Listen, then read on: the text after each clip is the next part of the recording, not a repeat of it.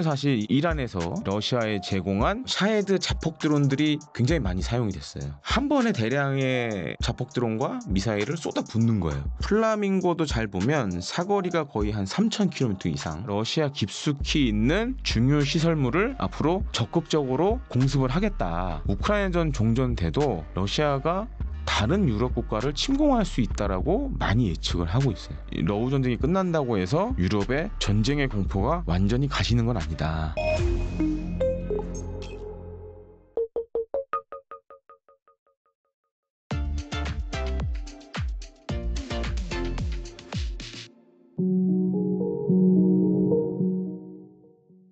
안녕하십니까. 달란투자 구독자 및 시청자 여러분, 디패스 뉴스의 진행을 맡고 있는 김대영 군사평론가입니다. 제가 봤을 땐 그렇게 새로운 건 아니에요. 지금 이제 러시아가 잘 보면 특히 장거리 자폭 드론을 이용한 공격을 우크라이나에 지금 빈번하게 진행을 하고 있습니다.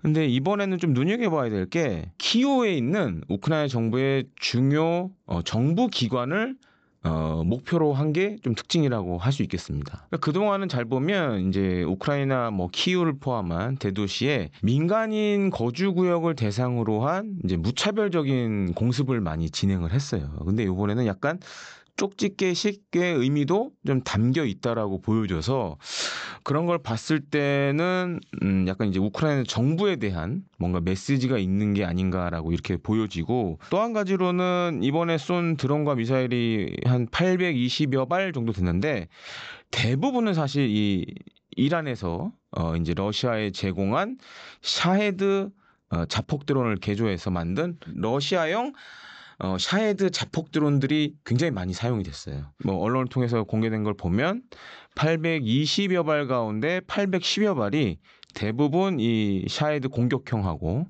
그다음에 이제 기만용 드론이 이제 포함이 된 것 같은데, 반면에 이제 러시아 입장에서는 이제 좀 약간 비싼 미사일, 예를 들어서 이스칸데르 K 순항 미사일이라든가, 그다음에 이스칸데르 M 탄도 미사일, 이런 것들은 다 해도 10여 발 정도밖에 안 돼요. 12발 정도밖에 안 되는데, 그렇게 봤을 때는 이제 좀 약간 좀 돈을 적게 들이면서 우크라이나 정부를 좀 흔들 수 있는 그런 목적을 가지고 진행한 게 아닌가 싶고, 하지만 이제 820여 발 가운데 우크라이나 방공망이 한 750여 발을 격추시켰고, 반면에 이제 미사일 9발과 드론 54기 정도가 이 방공망을 뚫고 한 33개의 지역을 타격했고, 격추된 기체잔해도 한 8곳에 떨어진 걸로 이렇게 전해지고 있습니다. 그런 것도 있지만 가장 중요한 거는 러시아가 자랑하는 이스칸데르 M이라든가 K, 이스칸데르 K는 이제 순항 미사일이고 이스칸데르 M은 탄도 미사일입니다. 이게 발당 가격이 비싸요. 그러니까 지금 이제 러시아가 우크라이나에 하는 공습들을 잘 보면 이게 한꺼번에 많은 미사일을 쏟아붓다 보니까, 그러면 이제 쟁겨놨던 미사일이 계속 급속도로 떨어지겠죠. 그래서 한번 다시 또 생산해서 채워놓고 어느 정도 수량이 됐을 때 한 번에 쏘는 경향이 있어요. 그러니까 이제 제가 앞서 말씀드렸던 샤헤드 자폭 드론 같은 경우에도 상황이 비슷해요. 그러니까 이렇게 한번 모아서 한 번에 대량의 자폭 드론과 미사일을 쏟아붓는 거예요. 그렇게 하면서 일종의 이제 우크라이나 국민들에 대한 일종의 공포감을 확산시키는, 아주 간단하게 얘기해서 예를 들어서 10발씩 쏘면 크게 데미지가 없겠죠. 근데 이렇게 한 820여 발 넘게 쏘면 이게 여러 곳에서 동시다발적으로 터질 거 아니에요. 그러면 이게 밀려오는 충격의 강도가 다르겠죠. 그런 측면을 좀 고려한, 그러니까 일종의 이제 우크라이나 국민들에게 공포감을 심어주려는 그런 형식의 공습으로 봐야겠죠. 이게 어떻게 보면 좀 낭비예요. 예를 들어서 우크라이나 군의 핵심적인 시설, 우크라이나 정부의 중요 시설을 때리면 이렇게 많이 필요 없는데 그냥 이제 무차별적으로 쏘는 경우가 많거든요. 반면에 이제 러시아군의 이스칸데르 M이나 K 같은 것들은 그런 핵심 표적을 때리는 데 많이 사용되고, 샤헤드 지금 자폭 드론은 그냥 민간인을 대상으로 한 공격이 더 많아요. 그러니까 어떻게 보면 이제 경제적인 관점에서 봤을 때 굉장히 비효율적이죠. 이렇게 많이 쏠 필요 없는데. 그런 측면에서는 이제 러시아가 약간 이제 전쟁을 굉장히 낭비스러운 부분이 상당 부분 보여진다. 그러니까 좀 이렇게 핵심 표적만 쪽집게식으로 딱딱딱 때리면 우크라이나 군이나 정부의 전쟁 수행 능력을 확 떨어뜨릴 수 있는데 그렇게는 안 되고 오히려 이제 민간인을 대상으로 하다 보니까 할 수 없이 많은 양을 써야 되는 거예요, 이게. 그러니까 그런 약간 악순환이 좀 반복이 되고 있는 거죠. 그러니까 우리가 앞서도 봤듯이 러시아가 키이우를 비롯한 우크라이나 중요 도시에 한 820여 발의 미사일과 뭐 자폭 드론 썼잖아요. 지금 양쪽이 하는 걸 잘 보면 한 가지 특징이 있습니다. 그러니까 서로의 이제 내륙 깊숙이 있는 아픈 곳들을 때리기 시작해요. 그래서 지금 이제 플라밍고도 잘 보면 사거리가 거의 한 3,000km 이상. 그러니까 사거리가 한 3,000km 이상 되면 보통 이제 준중거리 미사일로 많이 얘기를 합니다. 그러니까 보통 준중거리 미사일이 사거리 5,000km 미만이에요. 그럼 우크라이나는 이걸 왜 만들었을까? 일단은 러시아 내륙 깊숙이 있는 러시아가 아파할 만한 시설들을 때리겠다라는 그런 의미도 담고 있어요.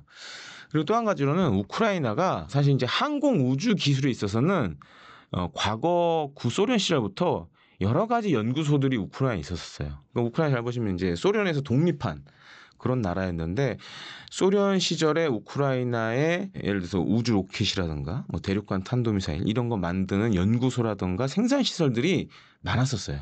그래서 사실 요번에 만든 이 플라밍고도 약간 그런 영향을 받았다라고 저는 보는데 특히 이제 우크라이나가 또 강점을 갖고 있는 게 뭐냐면 항공기 엔진.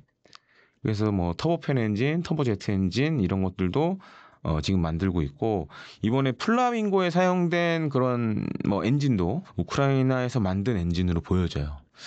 또 한 가지로는 이렇게 장거리를 날아가는 순항 미사일들은 한 가지 이제 문제가 있습니다. 그러니까 미사일은 다 똑같은데 사거리가 길어지면 길어질수록 정확도가 떨어져요. 그러니까 명중률이나 정확도가 떨어지는 문제가 있는데 지금은 사실 이제 기술적인 부분들이 많은 도움을 주고 있습니다. 아주 우리가 일례로 찾아볼 수 있는 게 우리 스마트폰에 다 있는 항법 체계가 하나 있죠. GPS. 그러니까 그런 이제 상용 GPS를 사용해도 되고 또 한 가지로는 이제 우크라이나가 그런 이제 앞서 제가 설명드렸지만 항공 우주 기술이 발달된 나라다 보니까 뭐 관성화법 장비라든가 이런 것들도 자체적으로 만들 수 있는 역량을 갖춘 나라고 또 한 가지로는 요즘 이제 GPS 같은 경우에는 아마 이제 뉴스 보신 분들 알 거예요. 북한이 이제 과거에 보면 우리나라에서 쓰이는 상용 GPS를 교란한 적이 있어요. 근데 지금 우크라이나도 잘 보면 그런 GPS 교란이 다양하게 이루어집니다. 그러면 이제 GPS가 아무리 정확도가 좋다고 해도 이런 교란을 받으면 오차가 커지겠죠. 근데 요즘은 이런 것들도 보완할 수 있는 기술들이 많이 나오고 있어요. 그러니까 제밍에 취약한 GPS를 개선하고 개조해서 제밍에 좀 강하게 할 수 있는 것들도 있고 또 한 가지로는 인공지능. 인공지능도 요즘 이런 장거리 순항 미사일에 많이 사용이 되고 있습니다.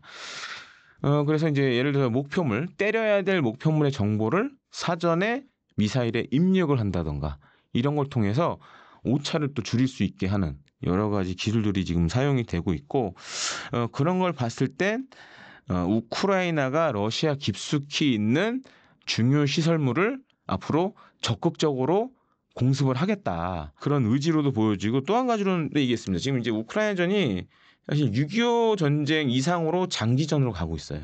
그러다 보니까 전쟁을 장기화했을 때 어떤 사람들이 가장 많이 피해를 볼까요? 아마 이제 러시아와 우크라이나의 민간인들이 가장 피해를 많이 볼 겁니다. 그래서 이런 민간인들을 괴롭힐 수 있는.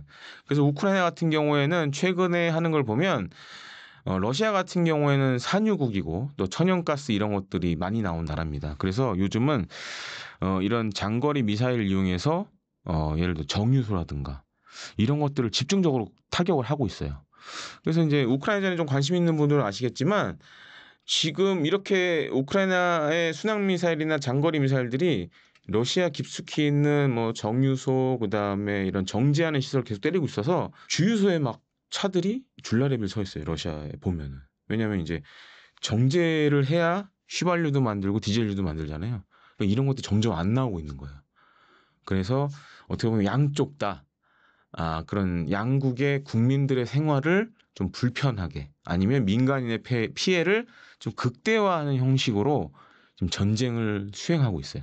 그러니까 어떻게 보면 러시아나 우크라이나 국민들은 굉장히 힘든 시간을 보내고 있는 거죠. 지금 이제 우크라이나가 자체적으로도 장거리 미사일을 만들고 있지만 미국의 대규모로 그 장거리 미사일 발주를 한 게 있어요.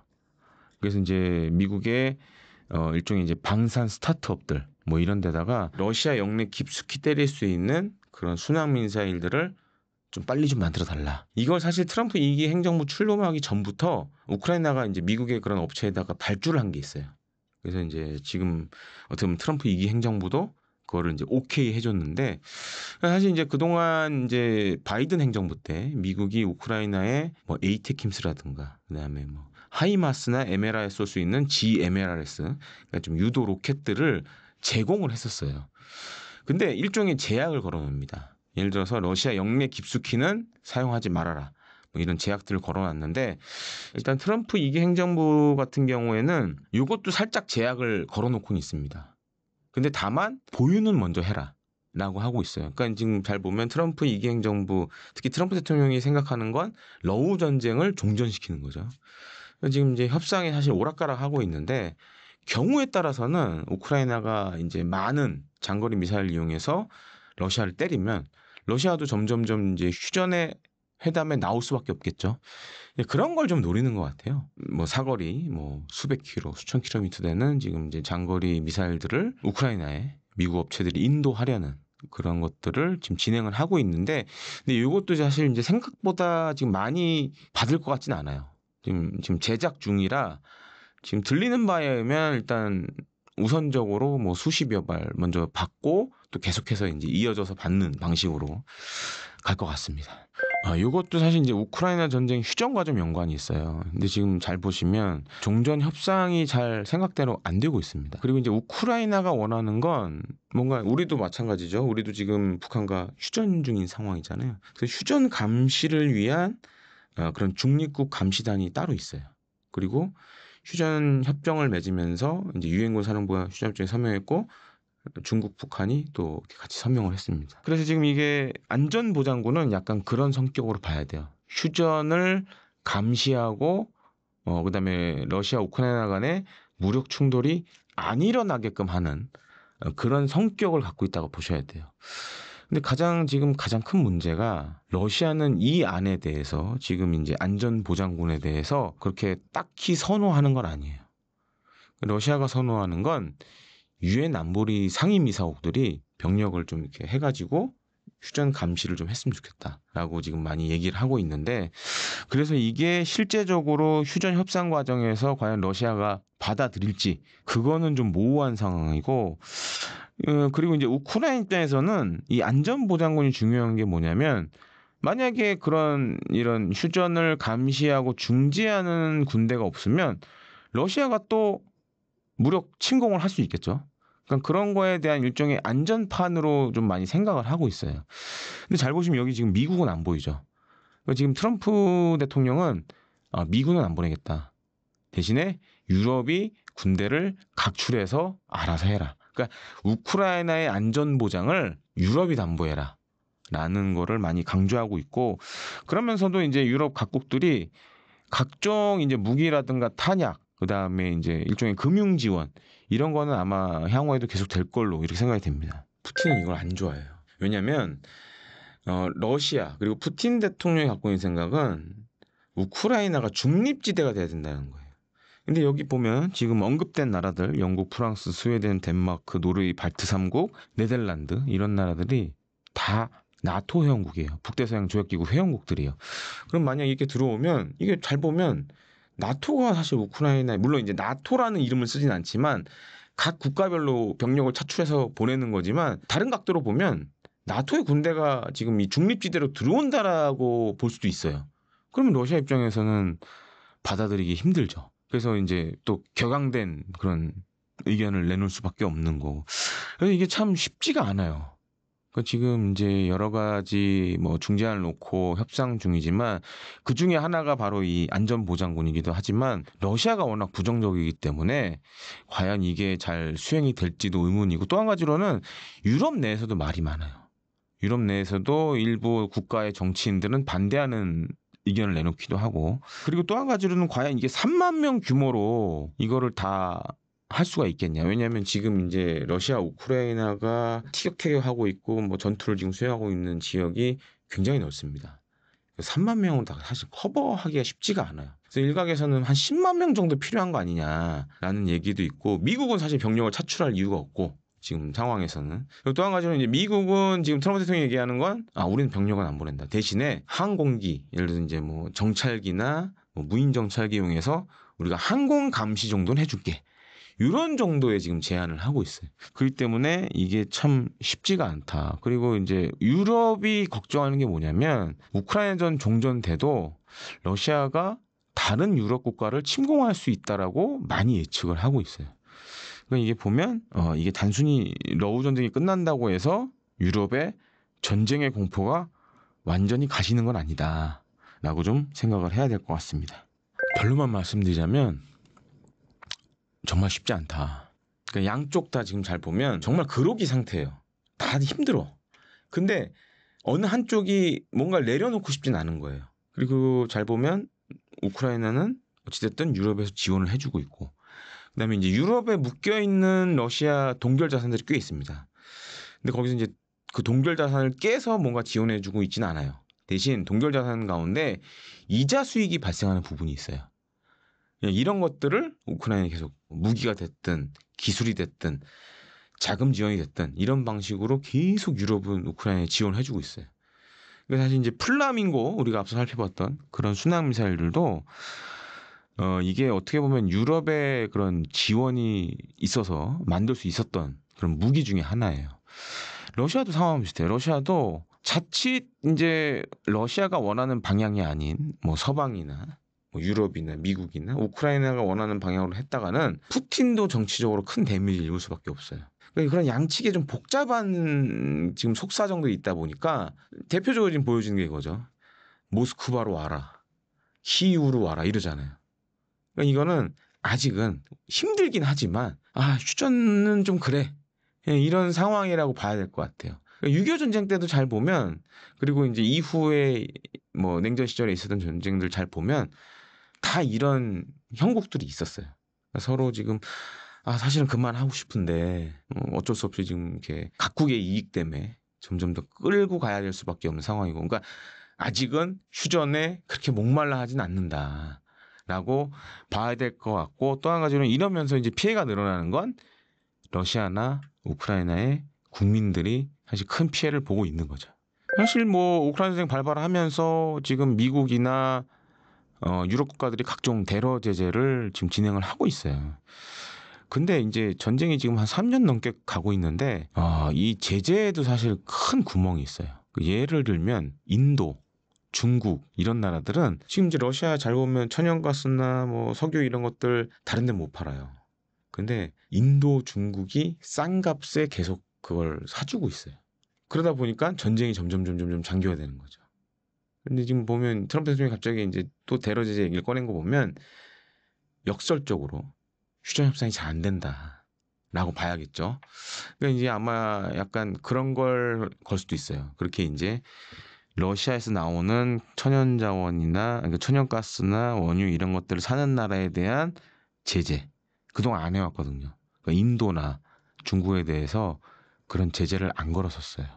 근데 아마 이거를 본격화할 수도 있고, 그리고 이게 약간 미국의 이익과도 연관이 돼 있어요. 그 자꾸 이렇게 싼 가격으로 러시아의 뭐 천연가스, 석유 이런 걸 사게 되면 석유 가격도 약간 문제가 생기겠죠. 국제적인 석유 가격도 문제가 생기고, 어떻게 보면 이제 그게 영향을 받는 나라가 중동 국가들. 중동 국가들도 영향을 받을 수가 있죠. 그래서 이제 이런 측면에서 약간 중동 국가들의 입김도 좀 들어가 있는 것 같고, 미국도 사실 산유국이잖아요. 그래서 이제 이런 것들, 특히 이제 지금 관세 문제도 있고, 또 미국이 또 경제적으로 발전하려면 미국에서 나오는 뭐 셰일 가스라든가 이런 걸 또 팔아먹어야 되는데, 뭐 알래스카 개발도 마찬가지고, 이런 것들을 좀 다 이제 총체적으로 고려해서 지금 새로운 제재를 만들려는 거 아닌가 좀 이게 보여집니다. 일단 이제 우리가 주목해야 될 게 블록이란 단어입니다. 블록이란 단어가 뭐냐면, 특히 이제 전투기 개발도 잘 보면 단계별 성능 향상이라는 게 있어요. 이제 그건 이제 블록으로 많이 표기를 하는데, 지금 KF-11은 일단 KF-10 블록 1, 그다음에 블록 2가 있습니다. KF-10 블록 1은 공대공 전투만 할 수 있는 거예요. 예를 들어 전투기와 전투기끼리의 싸움 이런 거밖에 할 수가 없어요. 근데 블록 2는 공대공뿐만 아니라 뭐 지상 타격, 그다음에 바다에 있는 뭐 적의 함정을 공격한다든가 정찰 뭐 이런 임무까지 다 하는 일종의 이제 멀티롤 전투기, 다 임무 전투기로 이제 변신하는 겁니다. 그래서 원래 이제 블록 2 같은 경우에는 28년 말에 이제 마무리를 하려고 그랬어요. 근데 좀 계획이 최근에 좀 당겨졌어요. 그래서 27년 상반기까지로 이제 좀 당겨졌습니다. 그럼 이게 당겨진 배경이 뭐냐? 역설적으로 지금 KF-21 전투기 개발이 순조롭게 진행이 되고 있다. 그리고 이제 보통 이제 KF-21 전투기 경쟁 기종들하고 봤을 때 이제 프랑스의 뭐 라팔이라던가 유럽의 유로파이터 타이푼도 과거에 이런 전투기를 개발할 때도 이렇게 많이 했어요. 처음에는 이제 공대공 성능만 갖다가 가용할 수 있는 무장들을 먼저 단계별로 적용하는 그런 과정들을 거쳤어요. 그래서 지금 제가 봤을 때는 일단 이제 공대지나 이런 임무에 사용할 수 있는 무장들을 먼저 좀 달겠다라는 것도 좀 보여지고, 또 한 가지로는 이제 얼마 전에 이제 그 태국과 캄보디아 간에 약간 전쟁 아닌 무력 충돌이 발생했죠. 거기서 우리가 만든 KGGB가 큰 역할을 했는데, 제가 이제 약간 추정하기로는 이 블록 2 관련돼서 사실 이제 KGGB도 들어가 있습니다. 그래서 이런 것들을 좀 먼저 빨리 좀 보내려는 걸로도 보여지고, 또 한 가지로는 이제 추정하기로는 이제 KF-11에 관심을 갖고 있는 나라들이 많아요. 근데 이제 지금 KF-11 블록 1은 공대공 전투만 할 수밖에 없으니까 사실 사기 애매한 측면이 있어요. 같은 돈이면 예를 들어서 좀 공대공도 하고 공대지도 하고 공대함도 하고 정찰도 했으면 좋겠는데, 아직은 이제 그게 안 되다 보니까 약간 그런 관심 있는 나라들이 좀 얘기도 한 것 같아요. 블록 2가 좀 빨리 되면 우리가 좀 살 수도 있다라고 좀 얘기를 한 걸로도 보여지고, 그래서 우리 정부도 좀 당겨서 하는 것 같고, 그러니까 좀 정리해서 말씀드리면 일단 KF-21 개발이 생각보다 좀 빨리 진척이 되고 있고, 해외 도입국들도 좀 빨리 했으면 우리가 좀 살 수 있을 것 같은데라고 약간 시그널을 보내는 것 같아요. 그래서 이런 것들을 고려해서 우리 정부나 이제 제작사인 한국항공우주산업이 좀 스케줄을 좀 땡기려는 거 아닌가, 좀 이렇게 보여지고 있습니다.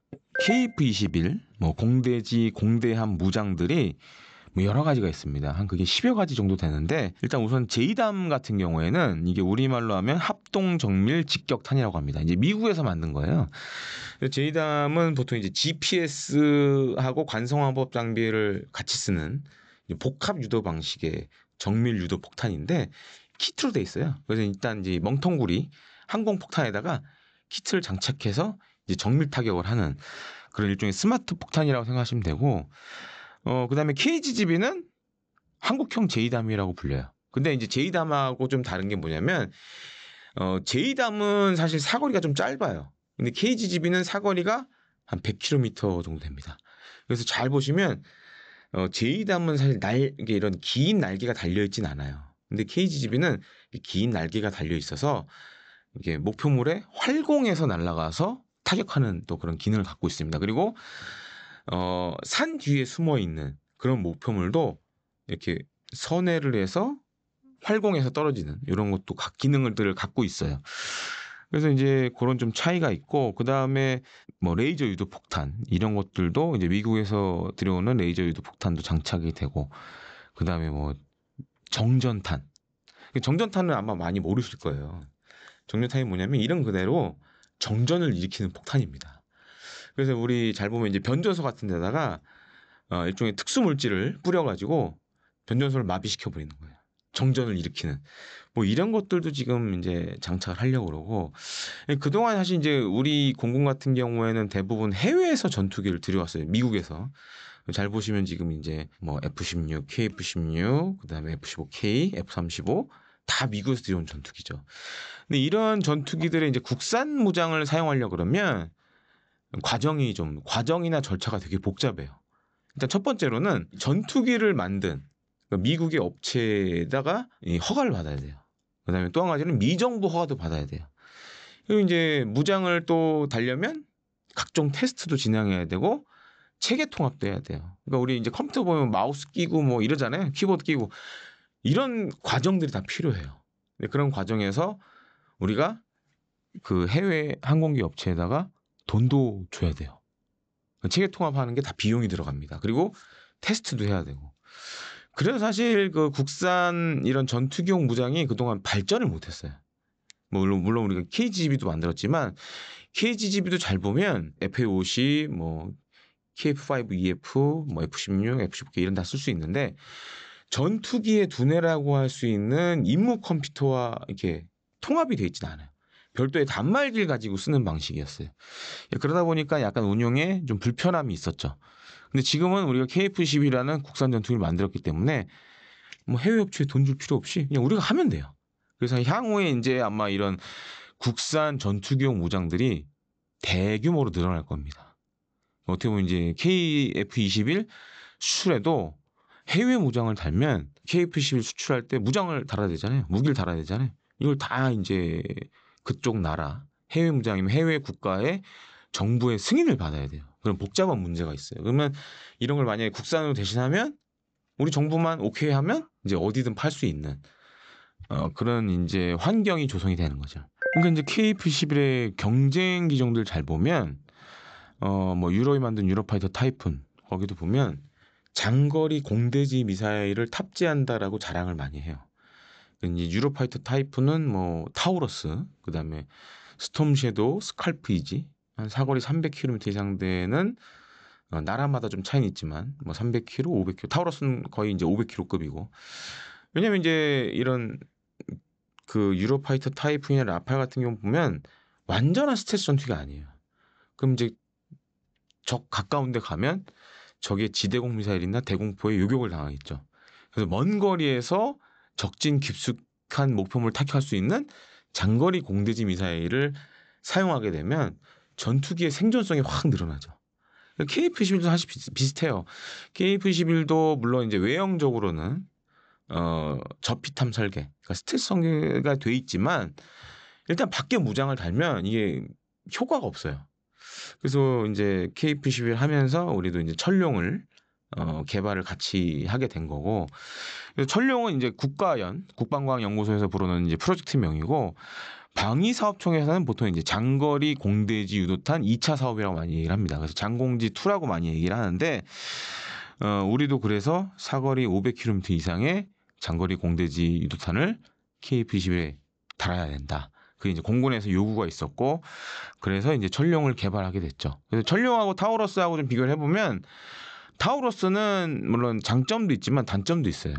첫 번째 단점이 뭐냐면 미사일을 전투기에 장착하기 전에 연료를 넣어줘야 돼요.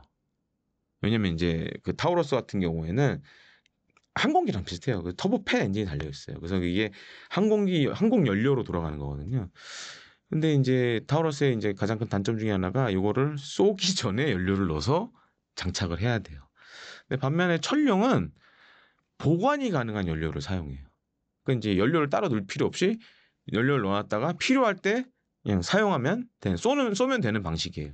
그러니까 그런 점에서 일단 강점이고, 유도 방식 같은 경우에도 타우러스는 좀 복잡해요. 그러니까 지상에서 뭘 입력해 줘야 되는 게 되게 많아요. 이런 것들 제가 봤을 때는 좀 간소화 시켰을 걸로 보여지고, 또 한 가지 천룡의 강점으로는 미사일 모양이 잘 보면 되게 스텔스화 돼 있어요. 그래서 지금은 사실 이런 장거리 공대지 미사일 같은 경우에 적의 지대공 미사일에 요격될 확률이 있습니다. 그래서 우리나라는 개발 때부터 스텔스 설계를 적용해서 그러한 거를 최소한으로 낮췄죠. 그래서 적의 지대공 미사일에 요격될 확률도 최소화시켰고, 적의 레이더에 발견될 확률도 최소화시켰다. 그런 측면에서는 타우러스보다 이제 강점이라고 할 수 있고, 그다음에 타우러스만큼의 이제 벙커 버스터 기능도 갖췄을 거라고 좀 추정이 돼요.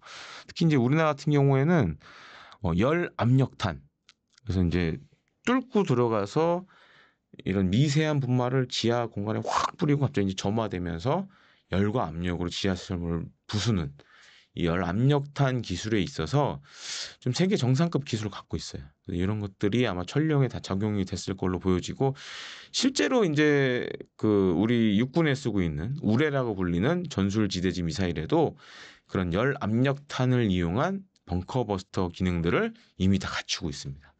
그래서 우리가 좀 뭐 전 세계적인 그런 벙커버스터 기능도 천령에 집어넣었을 것으로 이렇게 보여집니다.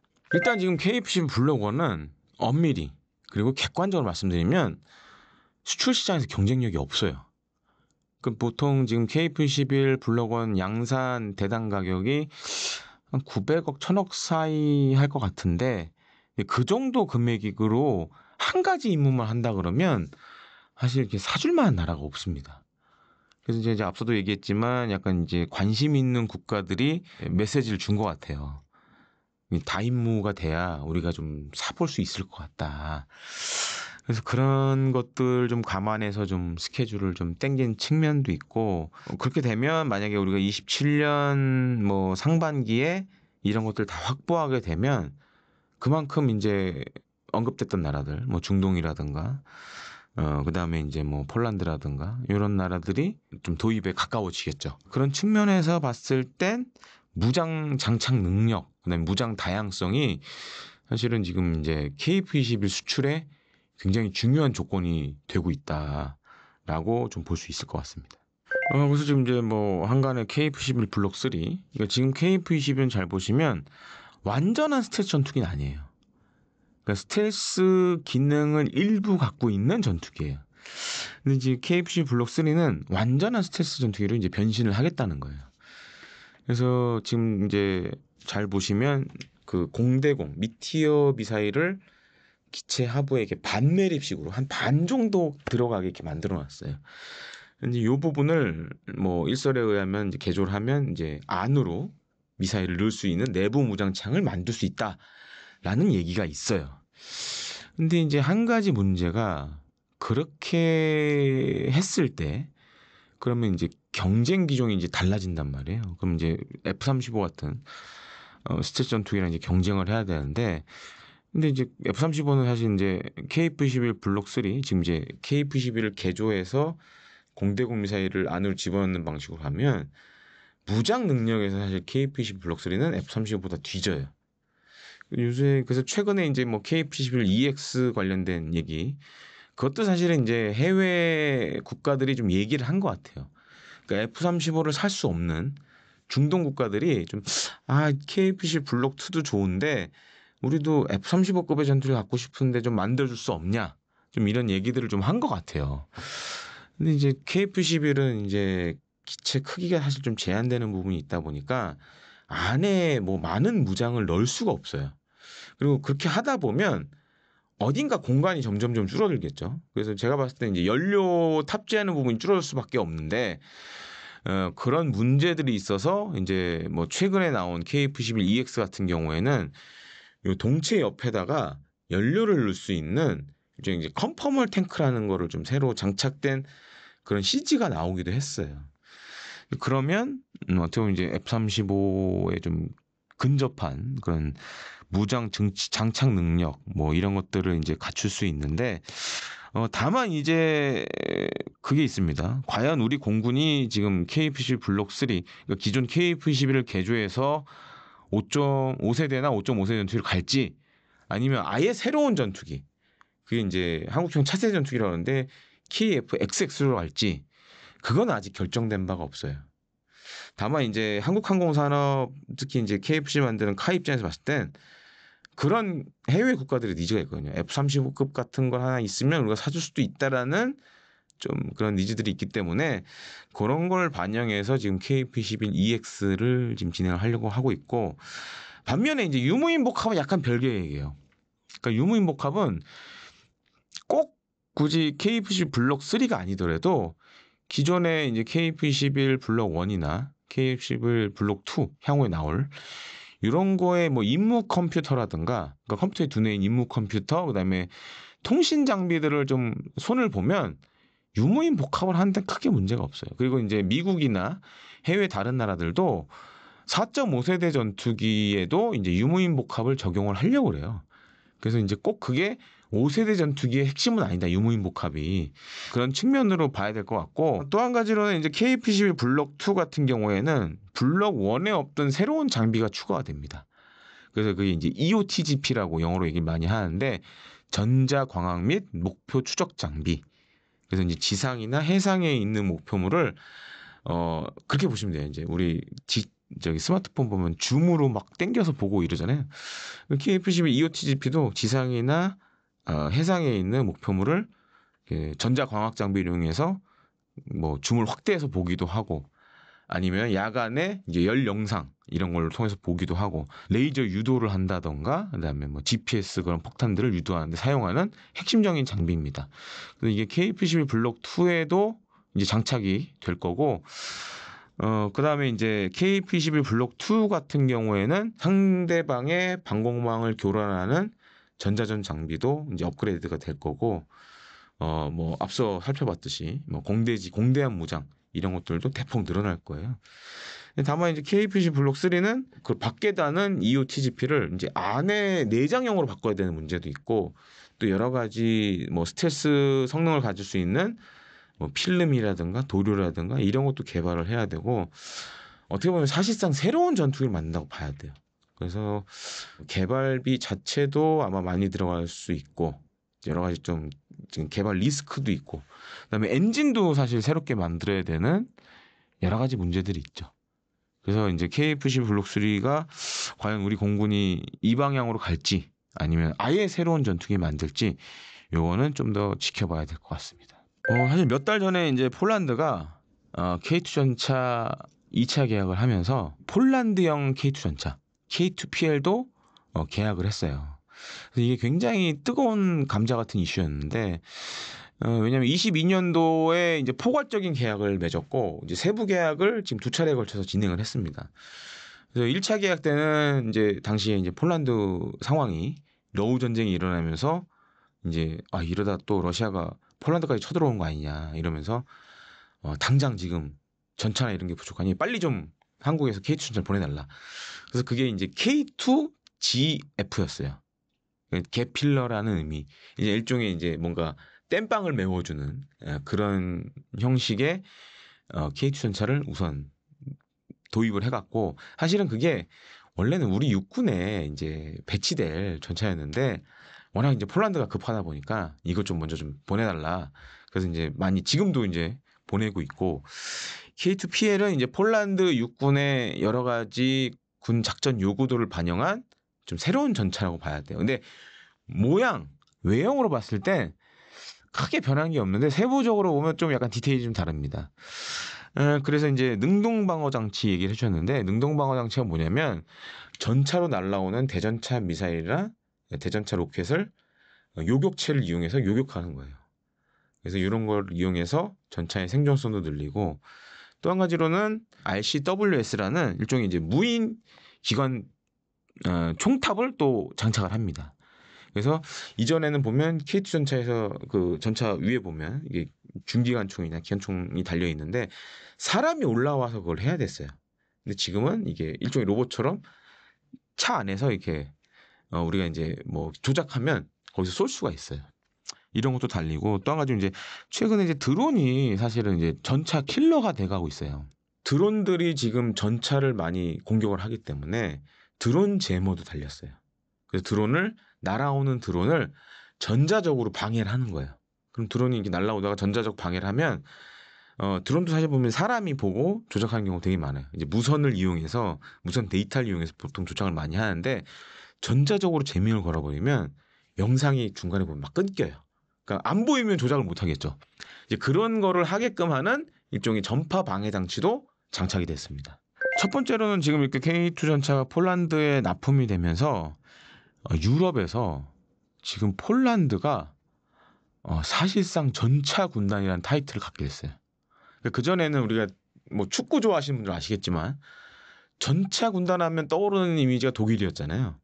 근데 지금 이제 폴란드가 뭐 우리나라에서 K2도 도입을 했지만 미국에서 지금 M1A2 전차도 도입을 하고 있어요. 근데 그렇게 계산해 보면 향후에 폴란드 군에 납품되는 전차를 다 계산해 보면 현재 있는 전차하고 결합을 다 계산해 보면 1,000대가 넘어요.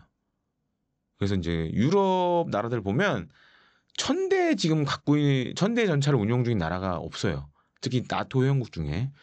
그렇게 되면 향후에 폴란드가 이제 전차 군단, 유럽의 전차 군단이 될 거다. 그리고 한 가지 또 말씀드릴 게 뭐냐면 이렇게 우리가 22년도부터 K2GF를 폴란드에 납품하면서 폴란드가 그전에는 그 소련의 T-72를 개량한 폴란드가 자체 개량한 뭐 PT-91이라는 전차를 다수 운용을 했었어요. 이런 것들을 K2 전차 받으면서 우크라이나에 많이 지원해 줬어요. 그 작년 8월에 이제 쿠르스크 전투 때 그 전차들이 많이 등장을 했어요. 어떻게 보면 이제 우리가 약간 이제 우크라이나에 약간 우회 지원했다라는 그런 평가도 나올 정도로 그만큼 지금 이제 폴란드 군 전력 운용에 큰 영향을 주고 있죠. 일단 그 우리가 흔히 이제 가성비란 얘기를 많이 하죠. 가성비 측면에서 경쟁 뭐 미국이나 독일 전차 대비 강점이 있고 또 한 가지로는 이 그쪽 중부 유럽, 동유럽 쪽은 흑토가 많아요. 그래서 우크라이나도 잘 보면 그 세계 곡창지대 중에 하나로 꼽히는데 폴란드도 그래요. 그래서 폴란드 잘 보면 우리나라에 많이 들어오는 게 뭐죠? 우유. 왜냐하면 평야가 많고 목초 지역이 많아요. 그래서 이제 우리나라는 주로 이제 우유가 많이 들어오는데 장기 보관이 가능한 멸균 우유. 그래서 저도 이제 한번 사 먹은 적이 있는데 좀 이제 우리나라 우유 대비 좀 고소하긴 하더라고요. 거긴 또 그리고 이제 EU 국가다 보니까 그런 걸 되게 많이 따져요. 뭐 농약을 썼냐 안 썼냐 뭐 이런 것부터 해가지고 좀 까다롭습니다. 근데 그런 측면에서 폴란드 우유들이 좀 강점을 갖고 있거든요.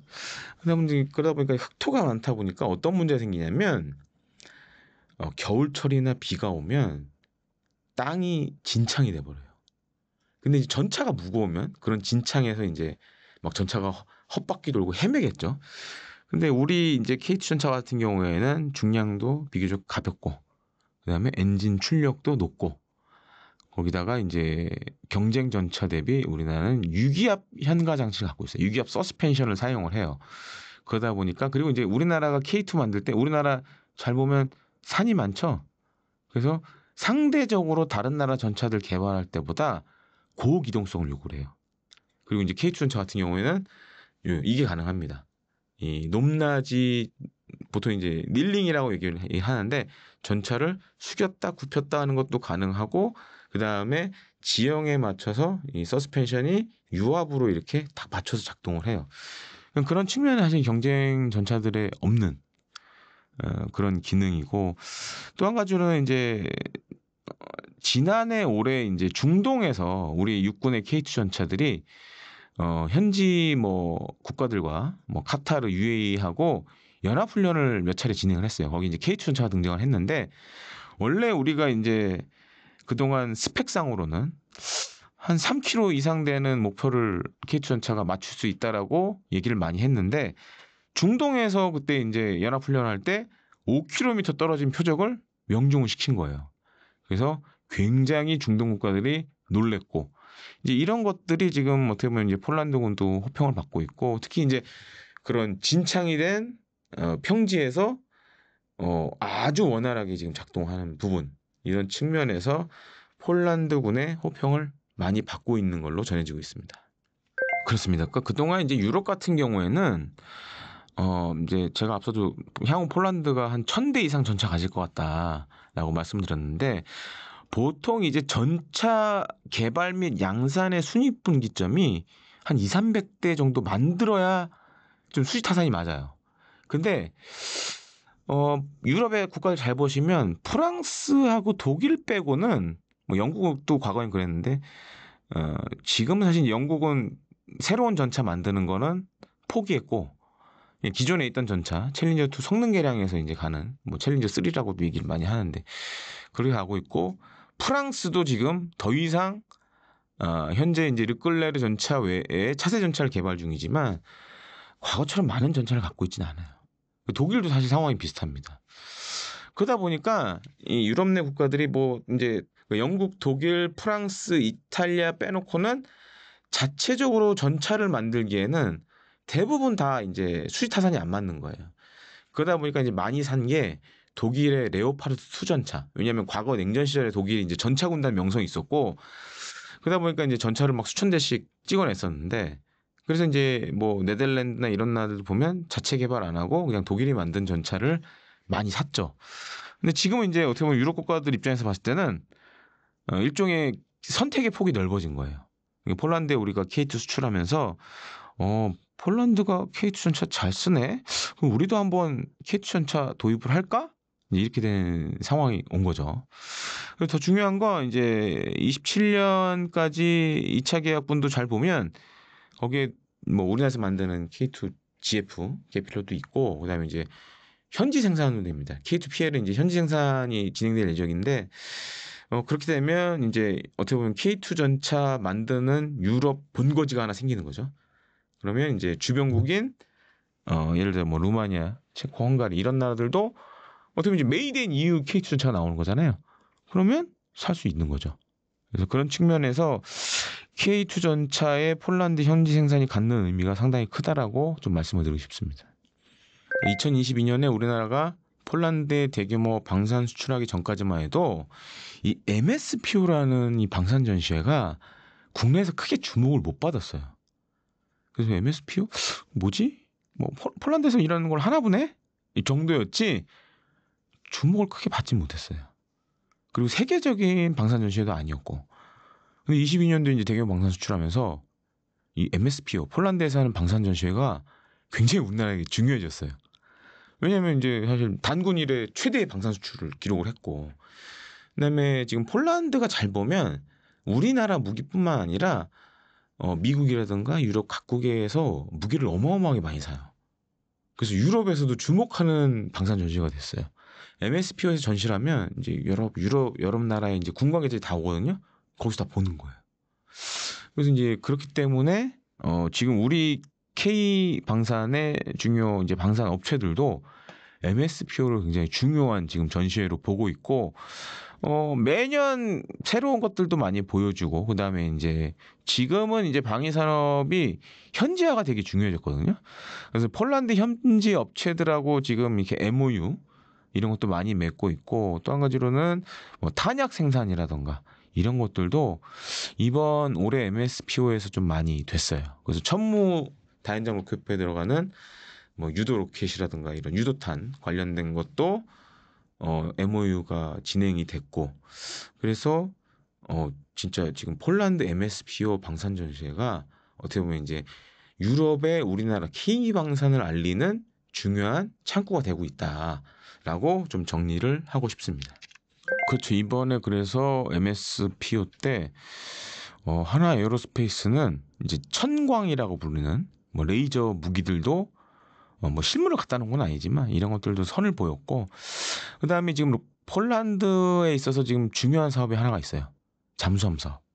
이제 오르카 프로젝트라고 많이 얘기를 하는데 폴란드 해군이 차세대 재래식 잠수함을 도입할 예정입니다. 거기에 또 우리나라가 만든 장보고 3 잠수함이 또 후보에 올라가 있고 그래서 어찌 됐든 22년도부터 시작된 폴란드 방산 수출이 계속 좀 기회가 오히려 커지는 상황이 되고 있어요.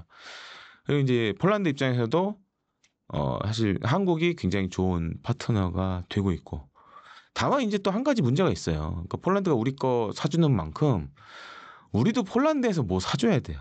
보통 이제 방산 수출이라는 건 절충 교역을 좀 끼고 하는 경우가 많습니다. 그래서 이제 퍼센테이지를 정해놓고 우리가 한국 무기 샀으니까 한국도 우리 것 좀 사줘. 그래서 이제 작년에 이제 폴란드에서 만든 자폭 드론 우리가 이제 들여오기로 했고, 그래서 이제 폴란드에 대한 방산 수출이 늘어날수록 그런 절충 교역과 관련된 부분에서 우리도 좀 이제 좀 보완할 부분이 있죠. 그러니까 우리도 폴란드가 사준 만큼 우리도 폴란드 무기를 어느 정도 사줘야 된다라는 것도 중요하게 됐다라고 좀 말씀을 드리고 싶습니다. 그래서 이제 이 말씀을 드려야 할 것 같아요. 이게 사실은 이제 공시를 통해서 알려진 부분인데 이 사우디아라비아 수출 관련돼서는 사실 이제 공시를 통해 알려진 거예요. 저도 사실 이제 방산업체 근무를 했었지만 공시를 통해서 이런 걸 다 알려야 돼요. 근데 이번 공시에는 잘 보면 누가 샀는지에 대해서는 안 나와 있어요. 그게 왜 그러냐면 무기를 도입하는 국가들이 이런 걸 겁니다. 계약서에 비밀 엄수 조항을 걸어버려요. 비밀 엄수 조항이 뭐냐면 우리가 이 무기 사지만 우리가 공개하기 전까지는 한국이 공개하지 마라. 업체라든가 정부가 공개하지 마라. 비밀 엄수 조항을 걸어버려요. 만약 그리고 이제 비밀 엄수 조항이 깨지게 되면 위약금을 물어야 될 경우도 있고 안 그러면 계약 자체가 취소될 가능성도 있어요. 그래서 그렇게 이제 많이 하는데 눈치를 챌 수밖에 없죠. 왜냐하면 이런 걸 주로 하는 나라들이 중동 국가들이에요. 그렇게 할 수 있어요. 공시하면서 누가 샀는지는 안 밝힐 수가 있어요. 그 이제 제도적으로 그게 가능합니다. 그래서 이제 이건 사실 뭐 말씀드리자면 추정이에요. 4천억 원 정도의 어느 나라에서 뭘 샀는데 그게 지금 천무다연장 로켓 체계에 쓰이는 유도탄을 얘기하는 거냐? 요거는 약간 이제 추정이 섞인 얘기예요. 근데 이제 천무를 지금 중동에서 산 나라가 두 나라가 있습니다. UAE가 있고 사우디아라비아가 있어요. 그래서 이제 사실 뭐 사우디아라비아도 그렇고 UAE도 그렇고 둘 다 비밀 엄수 조항을 걸어놔서 우리가 수출은 몇 년 전에 했는데 말을 못했어요. 공개를. 근데 이제 추후에 UAE나 사우디아라비아가 자기네 나라에서 공개를 하면서 공론화가 된 거죠, 이제는. 근데 이제 저도 이제 얼핏 듣기로는 사실 이제 전술유도탄 이게 사실은 우리 육군에서 쓰고 있는 전술지대지 미사일을 사거리를 늘린 버전이에요. 그래서 이제 CTM-290이라고 많이 부르는데 보면 뒤에 290이라고 돼 있죠. 왜 그러냐면 사거리가 290km다. 근데 이게 있습니다. 이제 전 세계적인 미사일 통제 체계가 있어요. MTCR이라고 많이 얘기를 하는데 MTCR은 특히 이제 탄도 미사일 같은 경우에는 제약을 걸어놓은 게 하나 있어요. 그러니까 탄도 무게 500kg 이하, 사거리 300km 이하. 그래서 우리가 이제 사실 CTM-290을 처음 사간 나라는 폴란드예요.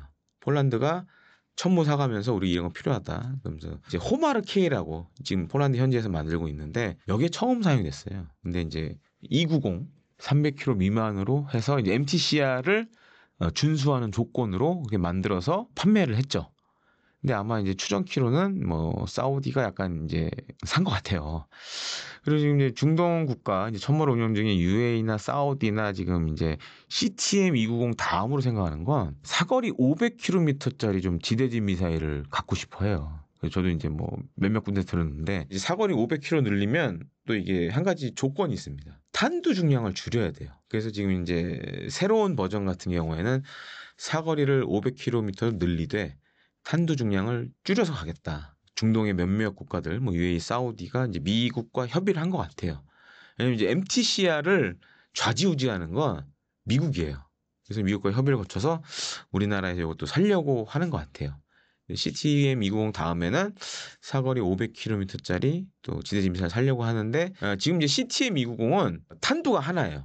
거의 500km 육박하는 단일 탄두를 갖고 있는 미사일이라고 생각하시면 되는데 근데 이제 탄두 무게가 줄면 그렇게 하나의 탄두 가지고는 위력을 내기 어렵거든요. 그래서 지금 다음 사거리 500km 버전은 이 자탄, 작은 여러 개의 탄두를 갖는 형태로 아마 만들어질 것 같아요. 그래서 사우디가 뭐 추정이지만 뭐 CTM-290뿐만 아니라 향후에 사거리 500km짜리 뭐 신형 그런 미사일도 천무의 운용을 위해서 도입을 하지 않을까 좀 이렇게 보여집니다. 일단은 뭐 UAE 같은 경우에는 되게 독특한 나라예요. 중국제 다연정 로켓포도 있고 미국제도 있고 우리나라 것도 있고 다양하게 있어요.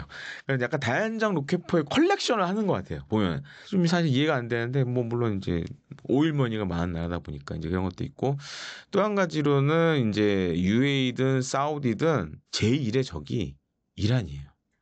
그 이란은 사실 상대적으로 UAE나 사우디보다 장거리 탄도미사일을 많이 갖고 있고 뭐 순항미사일도 많이 갖고 있고 그래서 이제 그런 거에 대응한다라는 측면도 있고 그다음에 또 이제 우리가 가격대 성능 면에서 괜찮으니까 그래서 그런 측면도 고려해서 지금 이제 UAE 사우디가 천무를 다 도입을 했고 참고로 저는 이제 UAE 수출 나가는 천무를 실제로 그 하나에어스페이스 공장에서 실제로 봤거든요. 그래서 우리 군 천무하고 좀 틀려요. 첫 번째로는 이제 중동 사막 지역에서 이제 사용이 돼야 되니까 에어컨 성능이 좀 많이 좋아졌어요.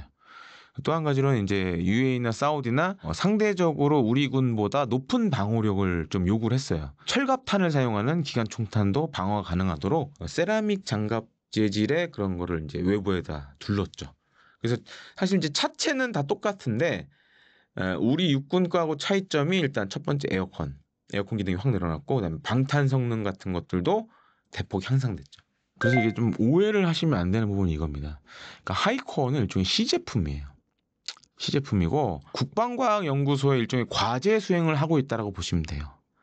그래서 이제 이 성공한 하이코어를 기반으로 예를 들어서 극초음속 순항 미사일, 뭐 극초음속 항공기 엔진 이런 거를 개발하기 전 단계로 일종의 시제품을 만들어서 일종의 성능 검증, 그다음에 우리 기술 수준을 확인하는 그런 절차로 보시면 됩니다. 근데 중요한 건 이 하이코어의 핵심적인 회사가 있어요. 이거 많은 분들이 잘 모르시는 건데, 우리 이제 앞에서 한번 이제 K2 전차 폴란드 관련된 얘기를 했죠. 그래서 이제 현대로템이 K2 전차를 만드는데 이 하이코어에 들어가는 극초음속 엔진도 현대로템이 해요. 현대로템이 잘 안 알려진 분야가 항공 우주 쪽도 사업을 하는데 그 대표적인 게 바로 뭐 초음속 엔진, 그다음에 극초음속 엔진 같은 거를 지금 하고 있어요. 근데 이게 지금 하이코어에 적용이 됐다라고 보시면 됩니다. 그래서 지금 이제 생각보다 지금 성공적으로 목표를 초과 달성했고 아마 요거를 기반으로 우리도 이제 극초음속 미사일, 특히 이제 극초음속 순항 미사일 쪽으로 가려는 것 같아요. 극초음속 미사일은 기본적으로 이제 속도가 마하 5 이상이고 방식이 두 가지입니다. 극초음속 활공 방식이 있어요. 일종의 탄도미사일 비슷한데 일단 높게 뛴 다음에 마하 5 이상의 낙하 속도로 활공하면서 미사일 방어막을 막 피하면서 요리요리 피하면서 목표물에 떨어지는 그 방식이 하나가 있고 또 한 가지는 이제 극초음속 엔진을 장착하고 마하 5 이상으로 날아가는 그런 이제 순항 미사일이 있어요. 근데 하이코어는 극초음속 순항 미사일에 가까운 형태를 띠고 있어요.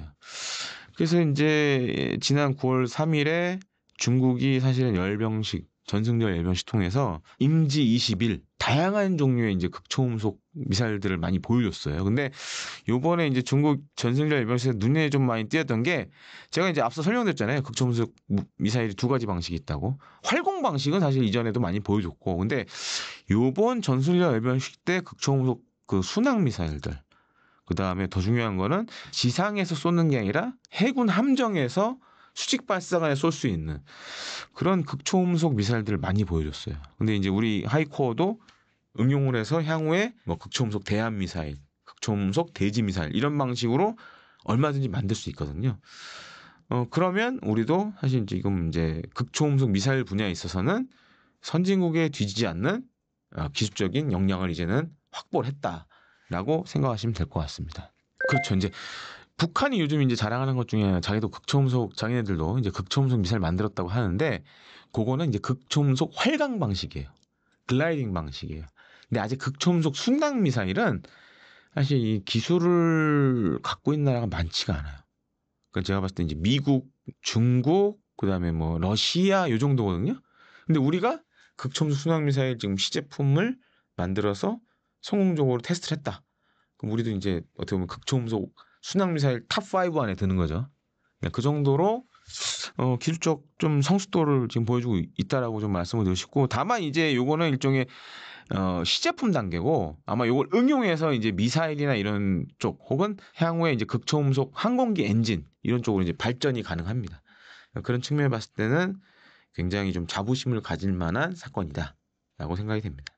뭐 말씀 주셨지만 뭐 극초음속 뭐 일단 순항 방식이니까 공대지도 가능하고 공대함도 가능하고 그다음에 이제 무인기용으로도 쓸 수 있죠. 특히 이제 중요한 건 KF-21 전투기는 우리가 만든 국산 전투기이기 때문에 이렇게 응용된 각종 극초음속 무장을 다는데 제약이 없어요. 그리고 또 한 가지로는 수출에도 도움이 되겠죠. 예를 들어서 이제 천룡이나 뭐 타우러스 이런 것들은 사실 아음속 순항 미사일이거든요. 그래서 이제 뭐 설계도 스텔스로 하고 뭐 천룡 이제 스텔스 설계하고 막 이런 게 그런 이제 적에게 탐지할 수 있는 확률을 줄이려는 건데 극초음속은 또 이게 달라요. 이 마하 5 이상으로 날아가잖아요. 그래서 사실은 이게 요격할 무기가 많지가 않아요 지금. 그러니까 그런 측면에서는 KF-21의 해외 수출에도 만약에 이 하이코어 기반의 뭐 공대함, 공대지 미사일이 나오면 굉장히 도움이 되겠죠. 그리고 어쩌면 KF-21을 또 빨리 한다. 그러면 수출에도 엄청난 도움이 되고 왜냐면 다른 전투기는 아직 안 달려 있으니까.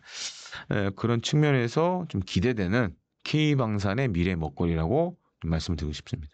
핵심 요인은 이렇게 말씀드리면 약간 좀 뭐야 이럴 수도 있는데 잘 보면 연도를 보세요. 이제 2020부터 2024년이죠. 이 러우 전쟁과 연관이 있는 겁니다. 사실 그래서 이제 제가 방산업체 다닐 때 우리 부사장님이 그런 얘기도 했는데 우리가 이제 대규모 폴란드 방산 수출했잖아요. 그때 부사장님이 야 솔직히 우리가 한 게 뭐 있냐. 푸틴이 다 해줬지. 그러니까 푸틴이 우크라이나 전격적으로 침공하면서 특히 이제 폴란드 같은 경우에는 어휴 정말 큰일 났네. 우리 앞 동네에서 바로 전쟁이 난 거니까 빨리 그럼 우리 군 전력을 현대화하면서 이제 확대를 해야 되는데 그때 이제 구세주가 된 게 우리나라였죠. 그런 측면에서 2020, 2024년 이 CPD 보고서 기반으로 하면 사실은 이걸 해준 1등 공신은 폴란드예요. 폴란드고 여기에 도움을 준 건 푸틴이죠. 그래서 이제 이런 부분이 지금 이제 어떻게 보면 K 방산의 글로벌화의 시발점이 됐고 저는 이제 예상 키로는 한 2030년 중반까지는 계속 우리 K 방산이 글로벌 방산 시장에서 영향력이 확대되지 않을까. 더 중요한 건 이제 90년대 뭐 이렇게 도입됐던 글로벌 마켓 기준으로 말씀드린 겁니다. 90년대 여러 나라들이 이제 전력 증강 사업하면서 여러 무기들 도입했단 말이에요. 점점 이제 수명이 다해가고 있어요. 2030년 중후반까지 계속 갈 것 같은데 그 자리를 우리가 이제 야금야금 이제 뺏어가고 있는 상황이고 이게 이제 뭐 전차 자주포 같은 경우에는 사실 지금 이제 독일의 레오파르트 2나 뭐 미국이 만든 M1A2 못지않게 지금 K2 전차가 선전을 하고 있고 그다음에 지금 뭐 일단 폴란드 시작이 됐고 그다음에 이제 향후에 이제 중동 쪽도 노후 전차 수요가 워낙 많다 보니까 거기도 지금 이제 바꿔야 될 시기가 오고 있고 자주포는 사실 지금 K9 자주포가 거의 저게 베스트셀러가 됐어요 이제. 그래서 저는 이제 지금 1,500여 문 정도 우리 육군하고 뭐 해병대 그다음에 해외 수출된 거 다 포함하면 한 1,500여 문 되는데 몇 년 뒤에 아마 2,000문 시장 열리지 않을까 이렇게 좀 보고 있고 그게 치면 굉장히 우리나라가 러우 전쟁의 덕을 좀 많이 봤다라고 해야겠죠. 특히 K방산 같은 경우에는. 그리고 이제 일단은 납기라던가 가성비에서 또 강점을 갖고 있고 다만 이제 아직도 이제 약점은 금융 지원, 수출 금융 지원은 조금 이제 우리가 좀 보완할 부분이 있고 왜냐면 이제 이 무기 체계 수출 같은 경우에는 금액 자체가 많이 다르죠. 기본적으로 조단위 사업들이 많다 보니까 이게 사실 뭐 정말 경제적으로 여유가 있는 나라 아니고서는 큰 돈 들여서 하기가 쉽지가 않아요. 많은 나라들이 이제 수출금융 그래서 얘기를 할 수밖에 없는 거고 폴란드도 마찬가지였어요. 폴란드도 이제 수출금융 지원을 요청이 있었고 또 우리가 해줬고 그래서 이제 그런 부분들을 앞으로 어떻게 잘 예를 들어 제도적으로 얼마만큼 잘 만들어 놔야 되느냐 요거는 좀 우리가 이제 계속 보완을 해야 될 부분이죠. 일단 이제 러시아가 중요 수출품 중에 하나가 뭐였냐면 무기였어요. 그래서 저도 이제 전에 알던 이제 러시아 외교관이 있는데 그런 이제 러시아의 젊은 사람들이 선호하는 직장이 한 2군데 정도 있더라고요. 그러니까 러시아 국영 뭐 석유 가스 하는 공사 그 다음이 이제 무기 수출하는데 거기는 뭐 월급이 일반 러시아 공무원 외교관들보다 훨씬 많이 준다고 그러더라고요. 근데 지금 문제가 뭐냐면 러시아가 이제 우크라이나 침공하면서 각종 이제 테러 제재를 당하고 있어요. 근데 그 중에 하나가 무기. 항공기 이런 게 다 걸려 있어요. 지금은 러시아 무기를 사는 국가들은 테러 제재를 받습니다. 우리도 지금 그래요. 어떤 문제가 있냐면 우리 지금 산림이나 소방 쪽에 보면 러시아에 들어온 이제 까모프 헬기를 많이 쓰고 있는데 지금 가장 큰 문제가 뭐냐면 이 까모프 헬기를 이제 정비도 해야 되고 이러잖아요. 부품 도입이 안 돼요. 부품 도입을 하는 순간 우리도 제재 받아요. 그래서 이제 막 보관하고 있던 걸 뜯어서 끼고 막 이러고 난리거든요, 지금. 그런데 이제 이렇게 되다 보니까 그 공백을 어떤 나라가 메꿔줘야 돼요. 그래서 이제 그게 많이 떠오르는 게 이제 우리나라. 반면에 이제 유럽 방산 업체들은 또 어떤 문제가 있냐면 기술적으로는 우리보다 좀 앞서는 부분도 있어요. 근데 생산이 못 받쳐줘요, 지금. 그래서 지금 이제 독일도 지금 슬슬 시동을 걸고 있는데 지금 독일 잘 보시면 아우디, 폭스바겐, 그다음에 BMW 옛날 같지 않아요. 자동차 업체들이. 전기차에서 좀 취약한 부분도 있고 그러다 보니까 폭스바겐이나 이런 회사들이 방산 쪽으로 방향을 바꾸려고 그래요. 폭스바겐 같은 경우는 사실 이제 이 독일의 어떻게 보면 이제 약간 전범 과거 2차 세계대전 때 연관이 왜냐하면 이제 폭스바겐을 세운 게 히틀러거든요. 그래서 사실 이제 방위산업 진출에 대해서 그동안은 좀 약간 머뭇머뭇거렸는데 지금은 이제 독일 자체도 지금 방위산업을 키워야 되는 그런 것도 있고 또 한 가지로는 이제 폭스바겐도 살아남기 위해서는 방산을 해야 되는 상황이 왔어요. 그래서 이제 뭐 폭스바겐이 할 수 있는 건 뭐 군용 차량들 지금 이제 독일이 재군비 들어가면서 대규모로 지금 군용 차량들이 필요한 상황이고 또 경우에 따라서는 전차 장갑차도 할 수 있고 그런 측면에서 지금 뭐 독일뿐만 아니라 유럽 여러 나라들도 산업적으로 불리한 측면을 이제 방산으로 전환하려는 시도를 조금씩 하고 있어요. 이제 대표적인 게 지금 폭스바겐 말씀을 드린 거고. 그래서 그럼에도 불구하고 우리는 사실 이제 냉전이 끝나고도 북한의 위협 때문에 대규모 전쟁 준비를 할 수밖에 없었고 그다음에 대규모 생산 시설 갖춰놨기 때문에 이런 것만 잘 유지하고 그다음에 이제 예를 들어서 뭐 생산 공정의 무인화, 뭐 로봇을 적용한다든가 이러면 향후에도 어떻게 보면 꾸준히 좀 경쟁력을 가져갈 수 있지 않나 이렇게 생각이 됩니다.